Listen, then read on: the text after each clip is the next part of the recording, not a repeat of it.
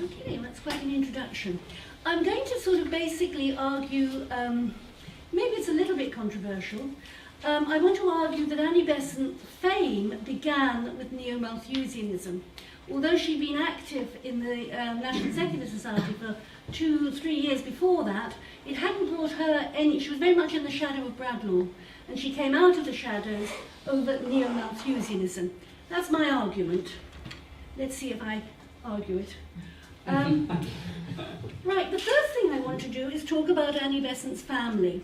I've heard her described as middle class. I would actually call her upper middle class, and I think the distinction in England, because we're very, very class conscious, is important. Her father died when she was 5, and the most important man in her family life was actually already dead before she was born.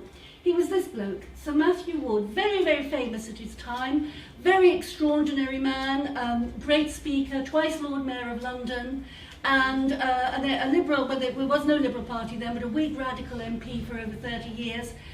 Very, very rich man. He was very involved with the Queen Caroline controversy, which I won't go into, but Queen Caroline, the estranged wife of George IV, came and lived in his little palace. That's just before his small palace in Piccadilly was pulled down. He was a fabulously wealthy man. Now this wouldn't necessarily matter so much. You might think, well, what's a great uncle? But you know, if your great aunt was the Queen, then it would matter. He was the most important person in the family, and his importance became greater because with the death of Annie Besant's own father, Sir Matthew Wood's sons, including Lord Hatherley, who was Lord Chancellor of England 1868 to 1872, took on a lot of importance in her childhood because it was this branch of the family that financed her brother going to Harrow, going to Cambridge. After he came out of Cambridge, he was Lord Hatherley's private secretary, and it was Lord Hatherley who launched him on his career, which, you know, eventually got him a knighthood. That's Annie's brother. And also Lord Hatherley looked after Annie. It was Lord Hatherley that made sure that her husband got a good living in Sisby, and had she remained married to him, there is no doubt that these connections, these family connections, with what had by that time become the Liberal Party, would have got her husband a bishopric. Or even an archbishopric, but I mean, being the wife of an archbishop was not enough, I would imagine you would understand, for Annie. But this background is very, very important, because it's against this family background and all the connections that it implied that she went to trial. And I would argue that her trial would have had a very, very different outcome if she hadn't had this background. Malthus. Now, we can talk a lot about the Whigs who, you know, the family was a Whig family. The Wood family, which is Annie Besant's birth family, were Whigs. They didn't become Liberals until 1865 when the Liberal Party as such was named. And it would be too long to go into what the Whigs and Reformers believed. The most important thing is Malthus. They actually, Malthus, the proto-liberals really took on the idea of Malthus. Now Malthus had a very different, he was one of many, but he was the one that the ideology is named after. He reversed the whole idea of mercantilist thinking, was that a large population was a good idea and that countries were rich because they had a large population. And he argued very much that poverty that you saw all about us was actually, you saw all around, was actually caused by the existence of too many working class people. And he argued that the number of people had to be reduced. And he had two suggestions. We're talking about working class people now. He suggested celibacy, which obviously would be very effective if it could be brought in, and late marriage. So celibacy before marriage, and then late marriage, and hopefully celibacy within marriage as well. And now, interesting, he wasn't the only radical in town. You had some radicals who weren't Whigs and important, of course, and they were much more radical. But most of them, they were divided on Malthus. Some radicals accepted the economic premise that there were too many people, the existence of too many people created poverty, that the working class were overbreeding, and they argued that celibacy wouldn't work. They didn't fancy it themselves anyway, and they didn't think other people were really going to go for it in a big way. And so they suggested birth control. Now, What is Love is actually one of the most famous birth control pamphlets of the time. It was written by a guy called Richard Carlisle, and it's only one of only a few.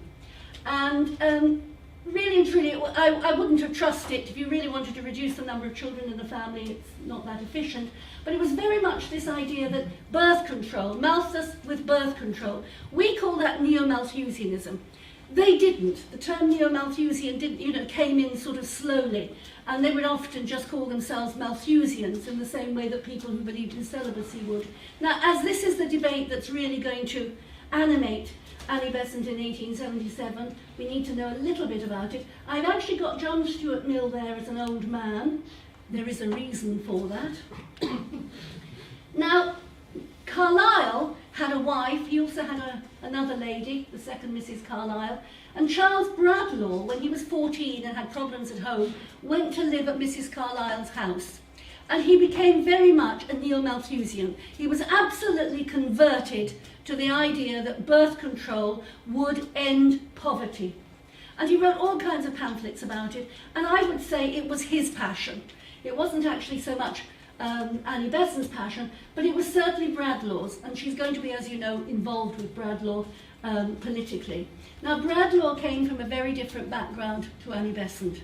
He was not poor. He sometimes sort of talked about, oh, I'm the poorest of the poor. His father was a solicitor's clerk, a confidential solicitor's clerk, quite well-to-do, comfortable in a sort of lower middle class, borderline sort of way. He died young, but they were not the poorest of the poor.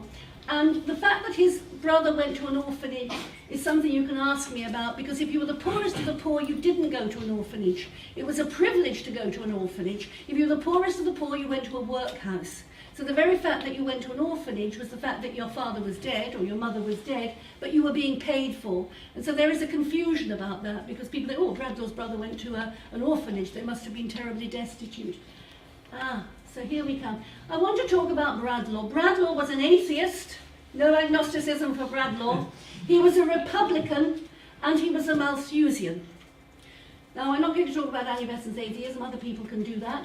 But it's the Malthusian thing. I want to note that Annie never really adopted republicanism.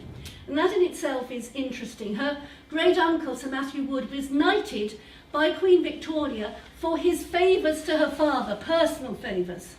And he paid off some debts. And that's actually quite important, I think, in Annie Besant's relationship with the monarchy. I have heard tell that she would always curtsy to the Viceroy in India. I don't know whether that is true. Now, Bradlaugh was a big political figure in the 1850s and 1860s, more in the 1860s. He really took over the means of production of being a radical. He actually had a weekly paper, the National Reformer. He was the only radical to have a weekly paper for 30 years consistently under his control. All the others had one for 1 or 2 years. He actually managed to get control of something called the National Secular Society, which was a combination of secular societies, which gave him a provincial lecture platform. And he had something called the Hall of Science from 1868, enormous building, tacky building, but enormous in Old Street. No pictures of it survive. It seated originally 800. He changed it so it sat up to 1,400 people, and he could fill it most Sundays. They had their regular meetings on a Sunday, and he would fill it. Annie Besant would also fill it.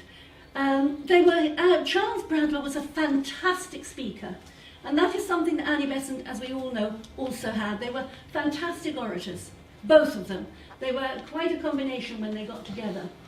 Now, Bradlaugh was also a Malthusian, and he tried in the 60s to get a Malthusian society off the ground. He failed. Birth control had a bad smell. Right, what's Annie doing? This is about Annie Besant. What's she doing? Well, she's busy getting married. That isn't her wedding picture. She marries Reverend Frank Besant, who's a friend of her brother's from Cambridge. And she goes off, she marries him. She has 2 children within certainly less than 3 years. And she lives with her husband for another 2.5 years afterwards, which suggests to me that they were either celibate. In fact, it suggests to me they were celibate, because babies used to come with a regularity beggars description. I mean, Karl Marx had, I think, 7 children within the first 14 years of his marriage. It's just normal to keep them coming. She wasn't very happy with having all these having babies. 2 was enough for her, I think.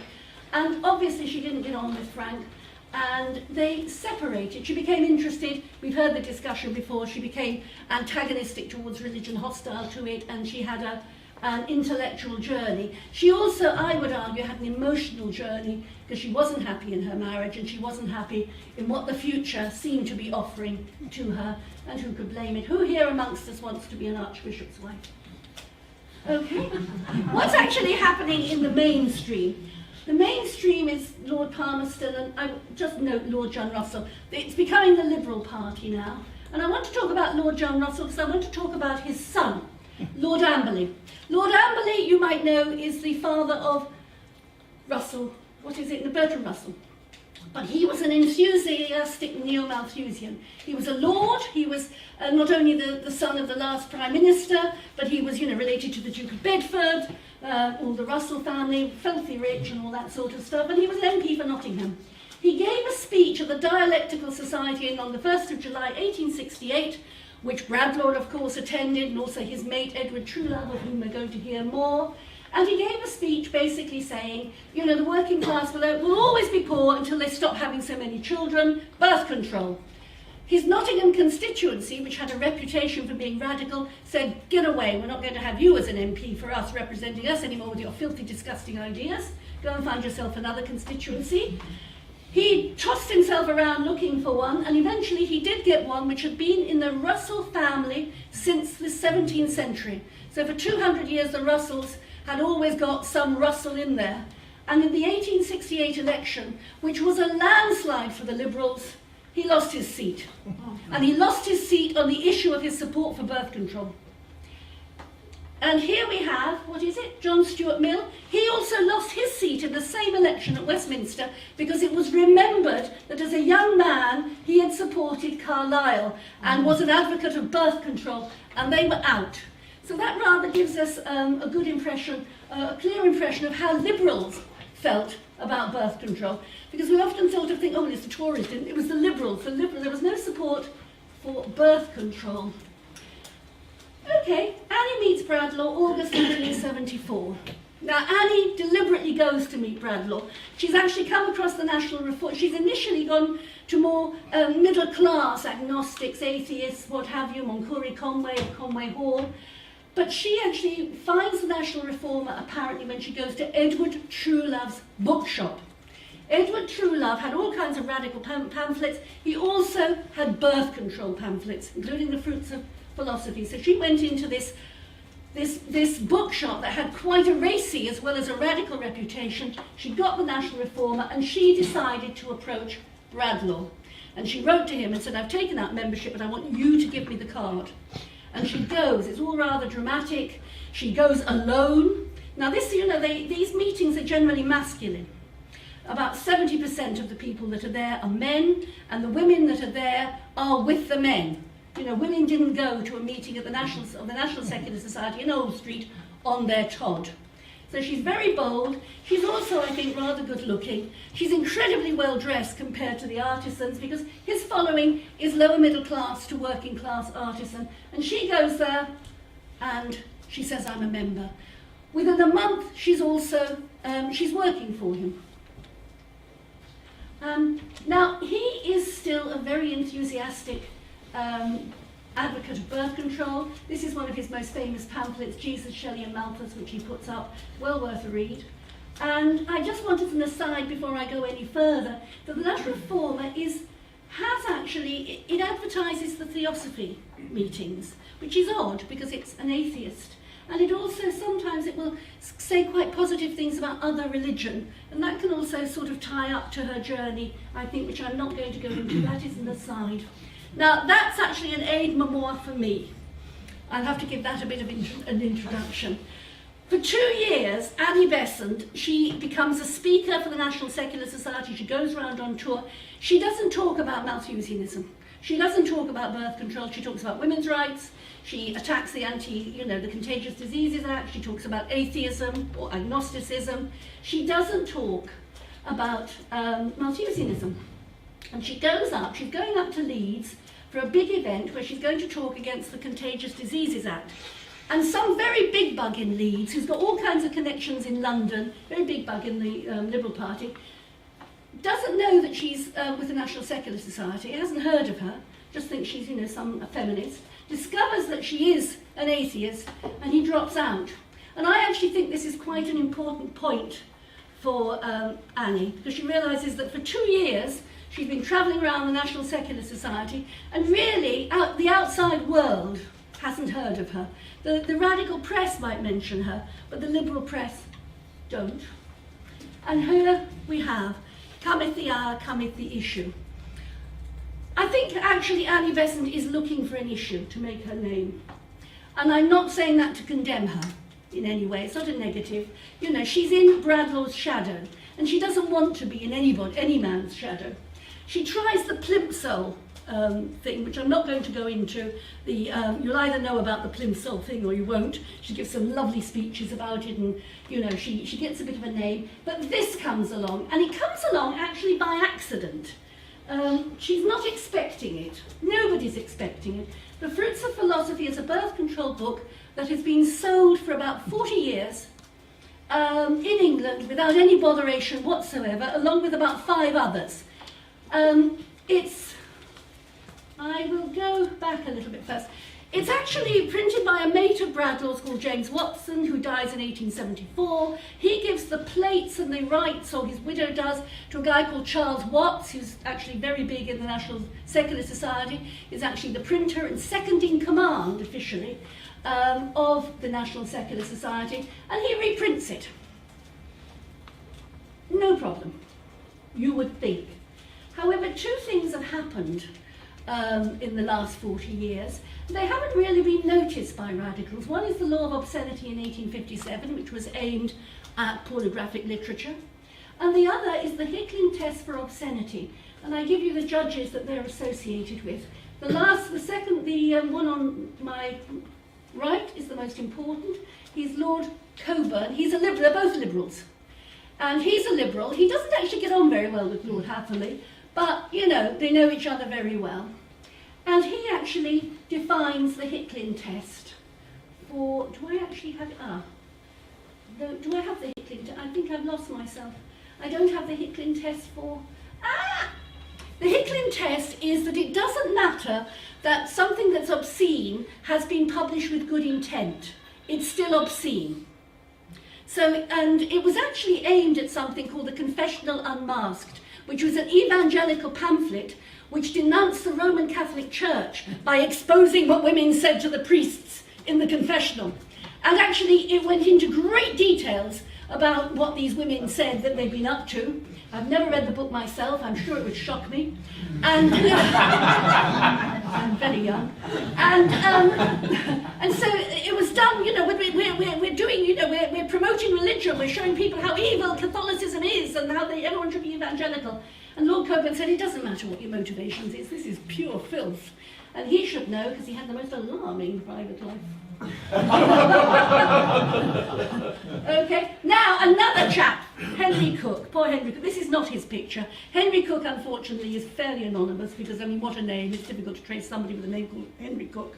But Henry Cook went and bought, he was a chap who lived in Bristol, working class chap, and he had a little sideline in selling birth control pamphlets. And he bought some wholesale from Charles Watts in London. They were sent down to Bristol where he was, and he tried to sell them in brown paper envelopes. And he was discovered. I'll tell you how, I'm not going into details of how, but he was discovered and he was put on trial for obscenity. And Bradlaugh was outraged. I think, I can't read it. Can you read it? I can't. I'm badly aligned here. I was going to read it out aloud to you. But Bradlaugh was indignant, and he said that Watts should go down and defend Henry Cook because, you know, this book has been published for the last 40 years. This is a matter of free speech. This is actually a matter that this knowledge, everyone has the right to this knowledge, and this book is defensible, and you should go down, Charles Watts, and defend it. I hope I've summarised that reasonably well. And Charles Watts does go down and defend it. But anyway, Henry Cook is condemned to 2 years imprisonment with hard labour. And the judge in Bristol says to Charles Watts, you should be on trial too, in the Old Bailey. So Charles Watts comes back, and he doesn't want to be on trial on the Old Bailey, and he makes a plea bargain. And he pays £25 fine, and he agrees never to publish the Fruits of Philosophy again. And that's when that's actually when Bradlaugh is actually incandescent. He said, no, we've got to. And he was incandescent with Annie Besant. And they both decided to set up the Free Thought Publishing Company and to print the Fruits of Philosophy and make themselves into a test case. And I think that's my second thing there. Actually, they're going to make themselves into a test case. And we're going to fight this on free speech. This is free speech. This isn't... Okay, I'm getting overexcited here, I'll calm down. Now, Bradlaugh was a solicitor's clerk, and he was immensely clever about little bits and pieces of the law. And he actually managed to pull off an amazing trick. There was going to be a trial in the Old Bailey, and he actually managed to get it transferred to Queen's Bench, which meant he could have a special jury. And one of the people on the special jury was actually a son of the guy that owned the Times, so it was a really special jury, educated men, because this was a big issue. Now, the interesting thing is, Lord Cockburn, the guy that invented the Hicklin test for obscenity, was the judge. And he just in 1868 said, higher moral purpose is not a defence. But he allowed Annie Besant and Charles Bradlaugh to plead higher moral defence. As far as I know, until the Hicklin test was got rid of when the obscenity law was changed in the 1950s, I think they're the only case when that has actually been allowed. And interestingly, it was allowed by the very judge that had set up the Hicklin test. Okay? Edward Truelove, who was the bookshop owner that Annie Besant had come across the National Reformer in, great friend of Charles Bradlaugh, he was put on trial at the same time for selling another birth control book. Now he can't transfer to the Queen's Bench. He's kept in the Old Bailey, and as you see, he will go to prison. Right. So trial by special jury at the Queen's Bench. There he is. Can somebody else read it out? I can't read it out from here. Character of the publication is not effective or qualified by there being some ulterior motive below or a different honest character. I think that's basically it, repeating actually exactly what it is. But he allowed it. Now, and he allowed witnesses. Now, so Bradlaugh went and tried to get a witness, and the first witness he tried to get in favour was actually Darwin. And I think it's important that we look at what Darwin said about birth control. I've not seen the book Fruits of Philosophy in question, but the notices in the newspaper, I suppose it refers to means to prevent conception. If so, I should be forced to express in court a very decided opinion in opposition to you and Mrs. Besant. I believe that any such practices would in time lead to unsound women and would destroy chastity on which the family bond depends, and the weakening of this bond would be the greatest of all possible evils to mankind. I haven't. Well, there's Millicent. Okay, they're guilty with leave to appeal. That's amazing. They are found guilty, and they're threatened with leave to appeal. And the appeal was done on a writ of error, which meant that Bradlaugh said the indictment was wrong because the entire book should have been written out by hand rather than just the bits that were found to be obscene. And they got off with it. And I mean, it's illegal nonsense. But anyway, Edward Truelove gets 4 months not with hard labour, loss of Mabel. And that's an interesting. Annie Besant loses Mabel over this birth control thing. Her husband had tried to get Mabel back, custody of Mabel back, when she became an atheist, when she publicly became an atheist, and he couldn't do it. But when she announced herself as a birth controller, he got Mabel back. Now, interestingly, Annie Besant doesn't involve herself much in the Malthusian Society. She's actually officially sort of one of the heads of it. I'm just about to finish. I've got 5 minutes. No, you've got 15 minutes. Oh, I've got 15 minutes. I said to you, oh, you did, but I got carried away. I did that. But she doesn't involve involve herself in the Malthusian society at all. She writes and defends Malthus, and she defends birth control, and she writes The Law of Population, which becomes a bestseller, an enormous bestseller, and actually gives her financial independence. And that's very, very interesting. It gives her financial independence. It does not make her any friends, interestingly, though, with feminists. It actually is not taken up by feminists. And there's a lot of hostility to it because of something that she says in her, in the pamphlet, which is actually later taken up by Edward Aveling, who is about to join the National Secular Society, and Eleanor Marx, where she says that women who are celibate go mad. Now, that may or may not be the truth. I do not know. You may have opinions on this yourself. However, it wasn't popular among a lot of radicals. A lot of radical women weren't married. So it was that part of the book was incredibly contentious. So Malthusianism and birth control was contentious in itself, and then the claim that women go mad if they're celibate was also contentious. And I'm going to talk a little, I'm going to unwind a little bit, I'm going to calm down. But my argument is that Annie Besant, she always remained loyal to Neo-Malthusianism, always argued that, you know, a reduction in the birth rate would be helpful, increasingly rather than solve all the problems of working class poverty, that it would actually ameliorate it. Now I certainly think that that's fairly obvious. If you've got 12 children and you earn £2 a week, you're not going to be as comfortable if you've got 2 or 1 or what have you.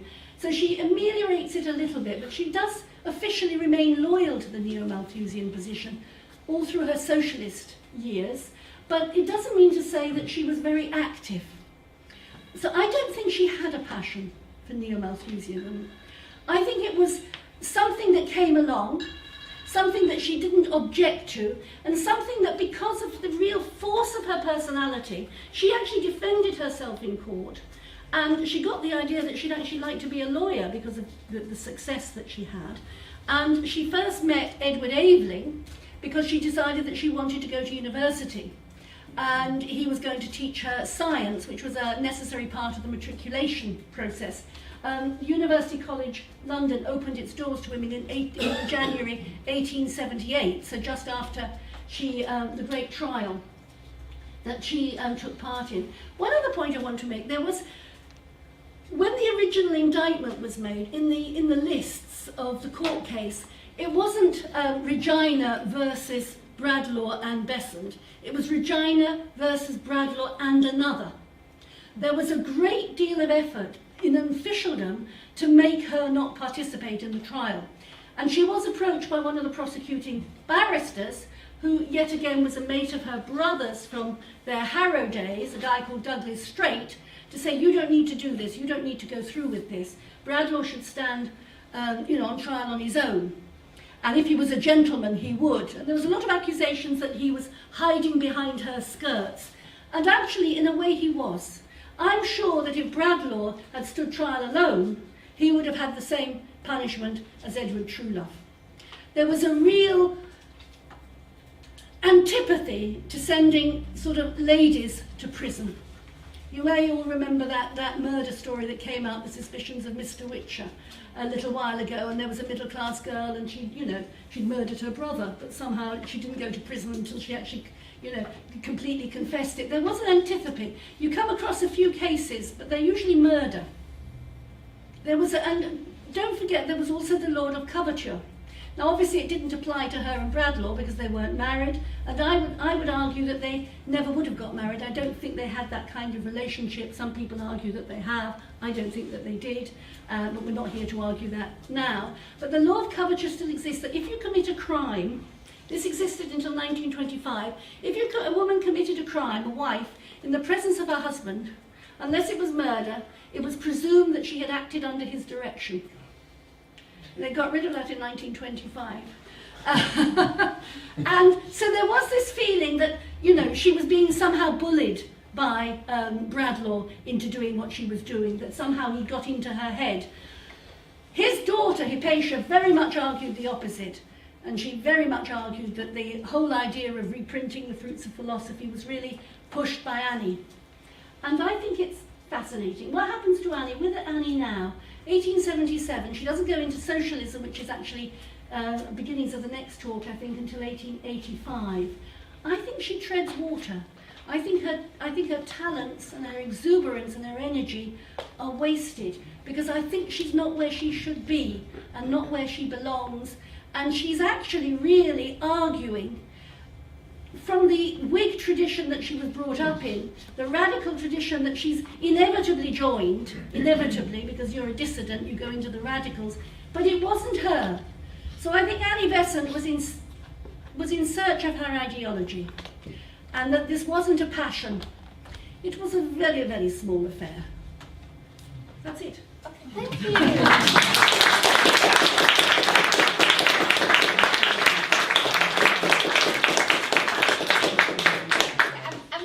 Mix-up about the time, because I was under the impression that the talks had to be 30 minutes plus 10 minutes for questions, but apparently we're flexible, which I love. Okay, so really, I'm sure, well, before you talk, we still have 5 minutes for questions, okay?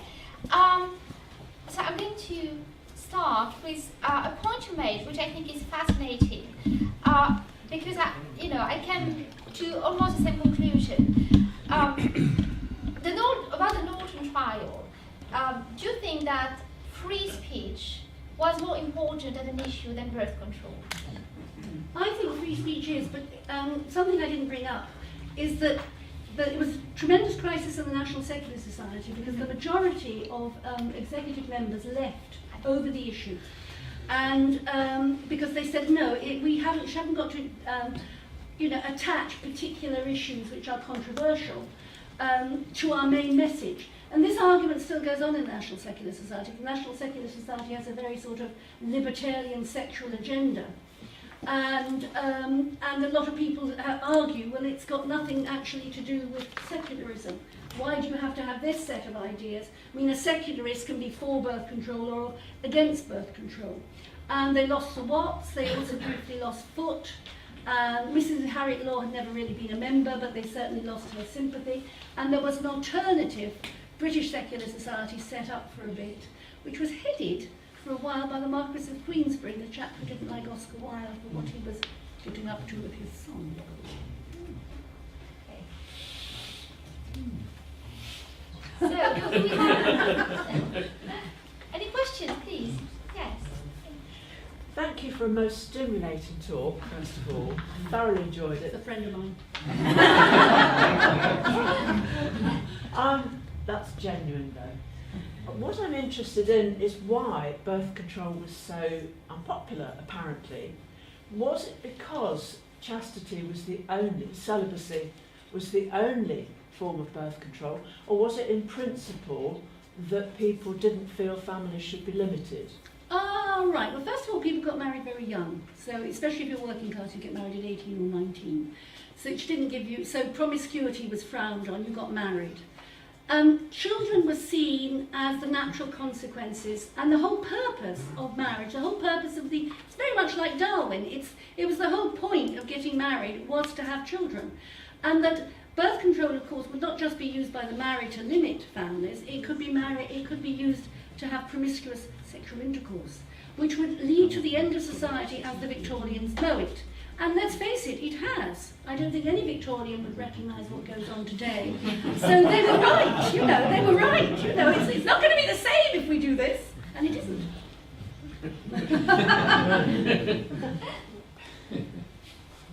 Yes, Leslie. May I ask, after Annie Besant became a theosophist, was her Neo-Malthusian passion modified? Well, yes, she abandoned it because it's the whole idea that you're actually limiting the number of bodies for souls to come into.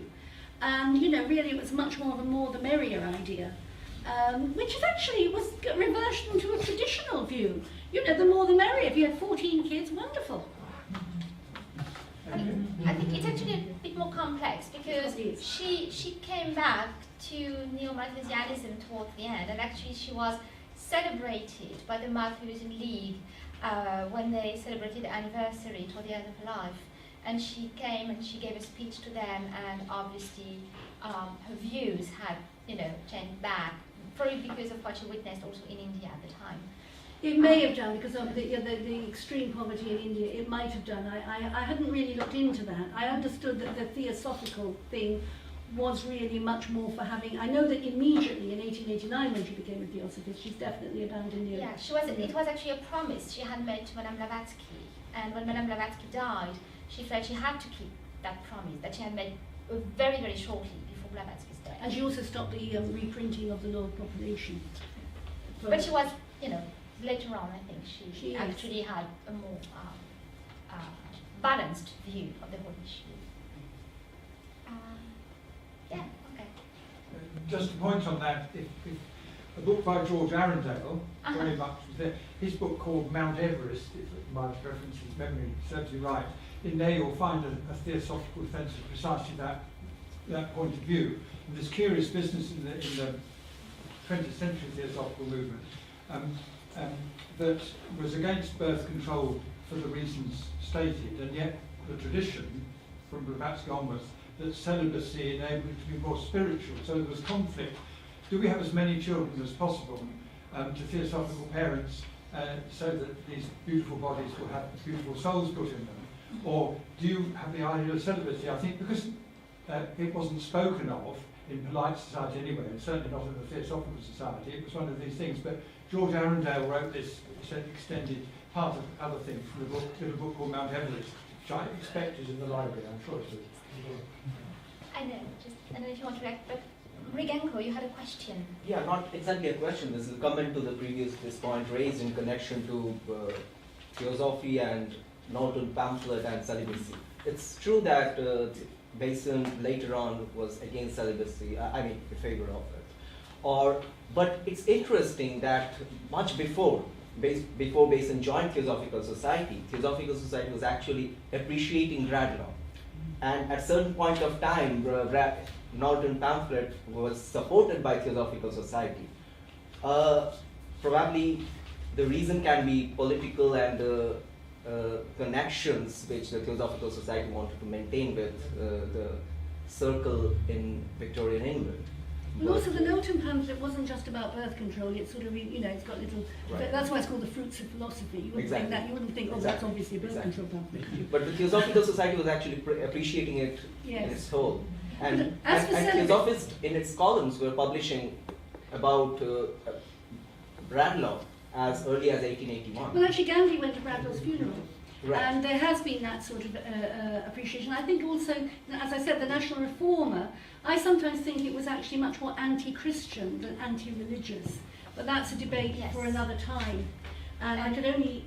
Anyway, as to celibacy, I think people as they get older see its attractions much more than the young. And I think it's the perfect way to end this talk. So we now move to the next talk by Marie Perrier.